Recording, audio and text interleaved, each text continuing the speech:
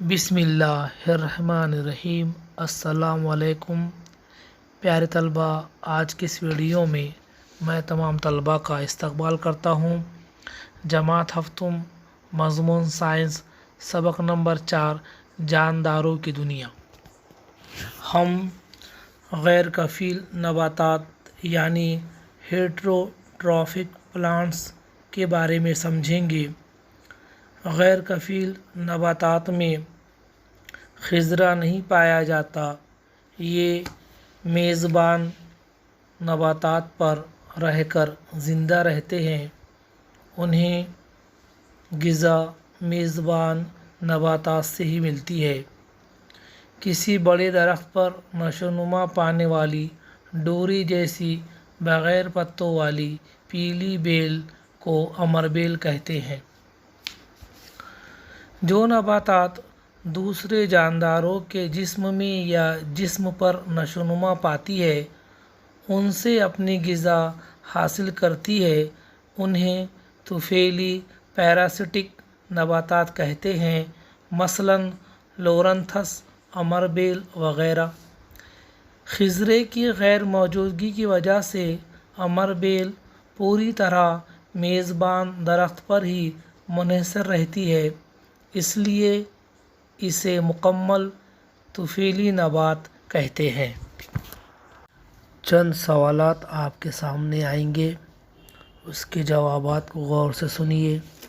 سوال نمبر 1، لورنتھس میں شعاع ترقیب کا عمل کس کے ذریعے ہوتا ہے؟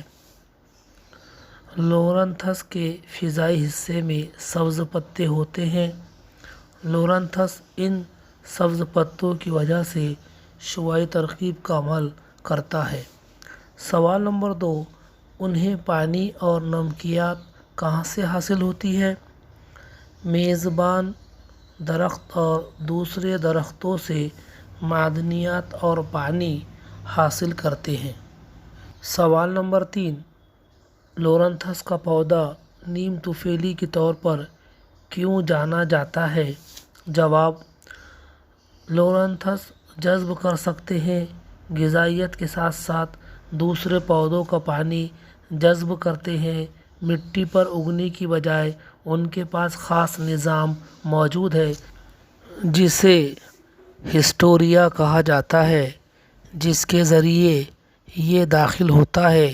یہ جنگلی درخت اور درخت کے ہوائی حصوں پر اگتے ہیں۔ حشرات خور نباتات، انسیکٹیورس پلانٹس۔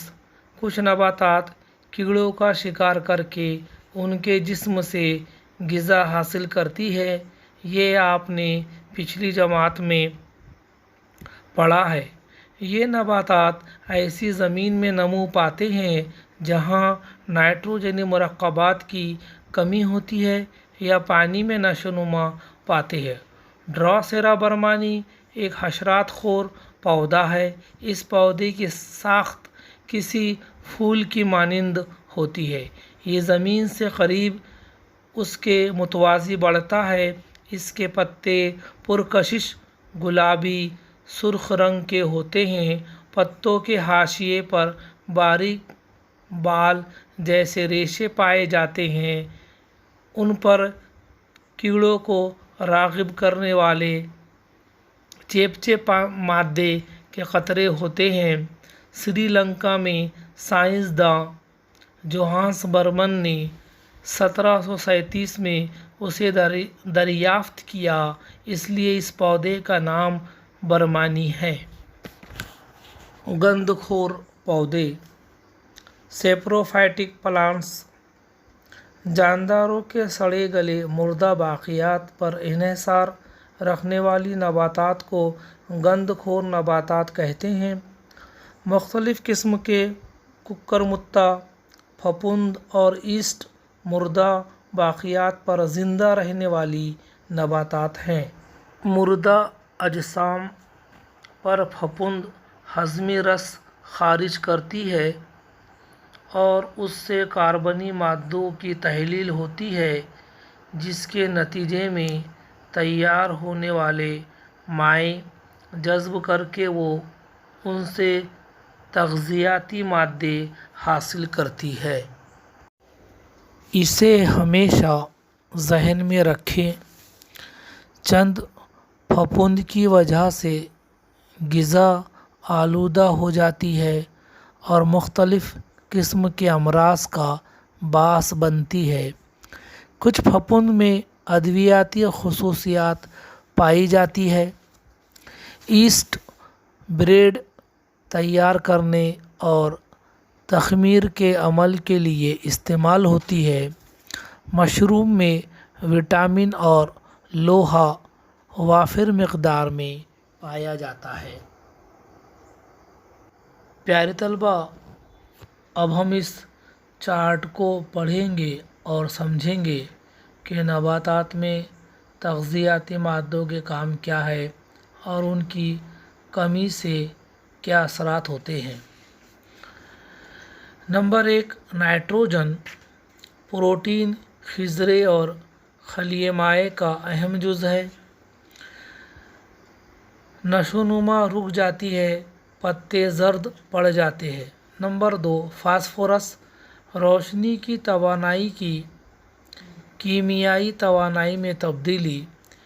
بے موسم پتوں کا جھڑنا، تاخیر سے پھول لگنا، جڑ کی نشوونما رک جانا۔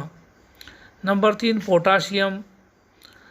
عمل تحول کے لیے ضروری۔ تنے کا پتلا ہونا، پتوں کا سکڑنا، نشاستہ تیار نہ ہونا۔ Number 4، magnesium. خضرہ تیار کرنا، نشوونما کی شرح میں کمی، پتوں کا زرد ہونا۔ نمبر 5، لوہا۔ خضرہ تیار کرتا ہے، پتے زرد ہو جاتے ہیں۔ Number 6، manganese. محرک آب کا اہم جز تیار کرتا ہے، نشوونما رک جانا، پتوں پر داغ پڑ جانا۔ نمبر 7، جست۔ محرک آب اور اس کے اجزاء تیار کرنا، نشوونما رک جانا، پتے زرد ہو جانا۔ پیارے طلباء، ہم نے نباتات میں تغذیاتی مادوں کے کام اور ان کی کمی سے ہونے والے اثرات کو دیکھا۔ پیارے طلباء، مجھے امید ہے کہ آپ اس ٹاپک کو سمجھ گئے ہوں گے۔ اگلا ٹاپک کل لیں گے۔ اللہ حافظ۔